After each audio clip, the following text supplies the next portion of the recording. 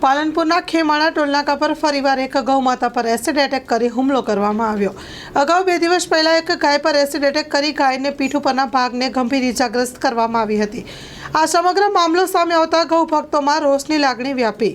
છેલ્લા કેટલાય દિવસથી ખેમાળા ટોલનાકા નજીક ગાયો પર એસિડ એટેકની ઘટનાઓ સામે આવી રહી છે।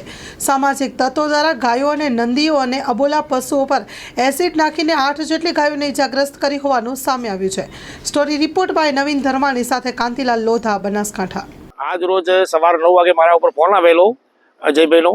એટલે એમણે કીધું કે આપણે ટોલનાકા પર ગાયને કોકને એવો પદાર્થ રાખેલો છે, ગાય બળી ગયેલ છે।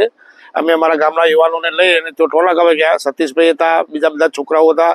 તો જ્યારે ગાય ગંભીર રીતે બળેલી હતી અમે જોઈ, બરોબર। ત્યાંથી ડૉક્ટરને ફોન કર્યો, પોલીસ સ્ટેશનની અંદર ફોન કર્યો, ત્યાંથી પોલીસ જમાદારની બધા તપાસ કરી। આના અગાઉ પણ અમે પોલીસ સ્ટેશનની અંદર અરજી આપેલી હતી। તો 8 થી 10 ગાયોને આવી રીતે જે કોઈ પદાર્થ નાખી બાળી નાખેલી છે એ અમુક અમે આપણે ટેટોડા મોકલી છે। અત્યારે 2 ગાયો એવી હાલતમાં છે તે અમે જે પ્રાઇવેટ ગૌશાળા હતી તે પાલનપુર જ રાખી છે, બરાબર। ઓના માટે અત્યારે અમે જેને એફઆઈઆર ફડાવી છે, સાહેબને અમે જાણ કરી છે કે તાત્કાલિક ઓની ઇન્કવાયરી કરી અને વહેલી તકે એસપી સાહેબને પણ જાણ કરી છે કે વહેલી તકે ઓનો જે વિઘ્ન સંતોષ છે, જે આવી રીતે આડબોલું પશુઓ છે એ લોકો ઉપર આવું કૃત્ય કરે છે એને ઝીણવટ તપાસ કરી પકડી અને કડક સજા થાય એવી અમારી લોકોની નમ્ર અપીલ છે। ગુલઝાર મુસ્તફા સાર્વજનિક ટ્રસ્ટ આયોજિત 13મી સમૂહ સાદી।